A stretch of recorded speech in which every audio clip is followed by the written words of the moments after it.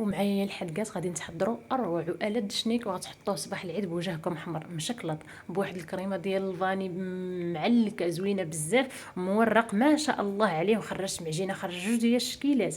ولكن قبل الله يجازيكم بخير ما تبخلوش عليا من تشجيعاتكم وتابعوا الصفحه ولايك الفيديو وشاركوا لي الفيديو مع الاهل والاصدقاء ديالكم في حسابكم الشخصي ونقولوا بسم الله. نص ديال الحليب في كاسرونه كنديرها كتسخن وفي اناء اخر كندير معلقه صغيره ديال المليحه وجوج معالق كبار ديال السكر سنيده معلقه عامره مزيان بالخميره الفوريه دابا الجو مازال بارد. وكنضيف جوج كيسان ديال العنبه ديال الدقيق الابيض متعدد الاستعمالات. خدمت انا غير بالدقيق العادي كنخلط غير بالخلاط اليدوي وكنضيف نص سيترون ديال الحليب اللي درتو كيسخن. هذا الكاس الثاني ديال الدقيق العبارات بالضبط بالنواشف بالكاس ديال العنبه وحتى السوائل بالمعالق والكاس ديال العنبه كما كتشوفوا كما موضح معكم في الفيديو. كنخلط كلشي غير بالخلاط اليدوي وكندير له واحد السلوفان وكنحطو جانبا حتى كيتفاعل ليا مزيان. وكتكون عندي هاد الكشكوشه كما كتشوفوا على الاقل واحد نص ساعه ولا 20 دقيقه. كنضيف عليها ربع كاس ديال الزيت النباتيه العبار بالكاس ديال العنبه ساشي ديال الفاني وساشي ديال الخميره الحلويات. وكنضيف جوج معالق كبار عامرين مزيان بالسكر سنيده وجوج معالق اللي درت في الاول هما 4 ديال المعالق كبار عامرين مزيان بالسكر حبيبات ولا سكر سنيده. وكنضيف دقيق كنضيف الدقيق بالعبار بالكاس ديال العنبه الكيسان عامرين مزيان مملوئين مزيان وكندوزهم في الغربال ولا في الصفايه تكون عويناتها رقاق. جوج كيسان درتهم في الاول دابا هنايا ضفت 5. غياخد معكم ما بين 7.5 حتى ل 8 الكؤوس ديال الدقيق مزيان.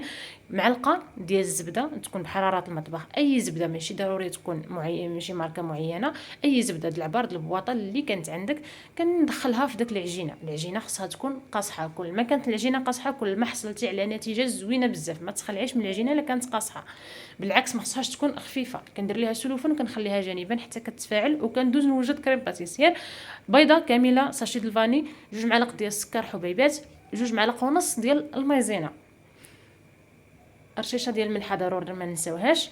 وكنخلط مزيان مزيان مزيان مزيان داك النشا والبيض حتى كيخفف معايا الخليط وكيولي معايا تقريبا بحال ما كاع شبه سائل. كنضيف عليه نص سيطرو ديال الحليب بارد من الكرطونه وكنحطو على نار مع التحريك المستمر على نار مهيله حتى كتكون معايا واحد الكريم اللي كتكون زوينه بزاف. كان عندك الزبده زيدي معلقه وغطيها بالسلوفان وديريها في الثلاجه. ما كانتش الزبده انا ما درتش الزبده حيت ما بقاتليش صافي غير تكونت معايا كريمه ودرت ليها السلوفان وخليتها جانبا. السلوفان يكون ملامس للوجه ديال الكريمه خليتها كتبرد جانبا.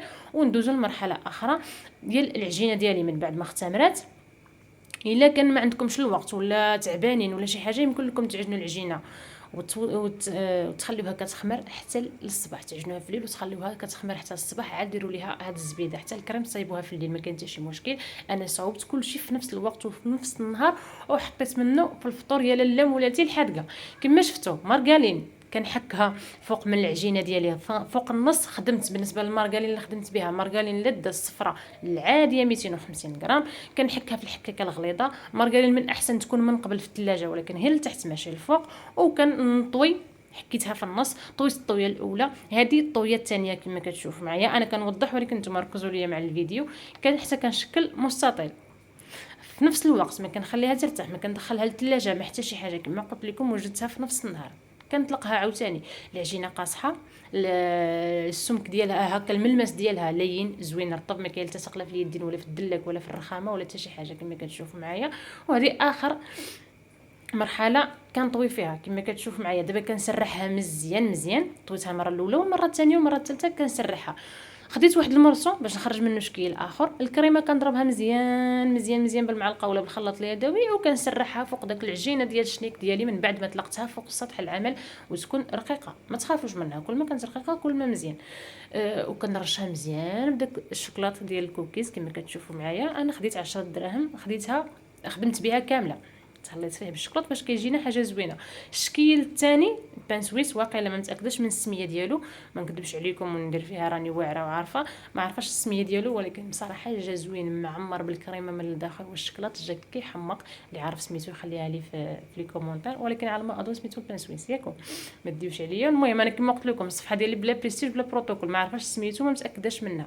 الشنيك ديالي من بعد ما روليتو الى لا مباشره كناخذ واحد الخيط كان الخيط ديال المطبخ مزيان ما كانش انا خدمت غير بالخيط العادي. كنضوبلو على 4 وكنخالفو هكا اليمين كنردو الشمال والشمال كنردو اليمين وكنقطع كيبقى محافظ عليا على الحجم ديال الشنيك ديالي وطريقه عمليه وسريعه وما كنخافش منه. كنخليه حتى كيختمر، وكندهنو بالبيض بيضه كامله مع قطراس ديال الحليب وكندخلو الفران. ملاحظه الا شفتوا معايا هاد الشنيك ما فيهش البيض في العجينه، فيه غير البيض اللي دهنت به وطيبته. كنخليه حتى كيخمر وعاد كندهنو وكندخلو الفران. طيبته غير في الفران ديال الغاز ماشي في الفران ديال الضوء. اما لو كان طاب في الفران ديال الضوء ونشغلوا المروحه من التحت ومن الفوق، عرفتوا كيفاش كنعطيني واحد النتيجه. ولكن شوفوا بلا مبالغه عطاني واحد النتيجه وجا واحد المذاق مولين الدار هما كياكلوه هما كيشكروا فيه. جا تبارك الله ما شاء الله كيحمر الوجه، مورق من الداخل ماشي هكا خامر ولا العجينه مجموعه. وحتى لهنا وكنقول لكم الصحه والراحه، وكنتمنى تجربوه فعلا. واللي جرباتو تخلي لي الراي ديالها في التعليق. شاركوا لي الفيديو في حسابكم الشخصي ومع الاهل والاخوات والاحباب والاصدقاء ديالكم.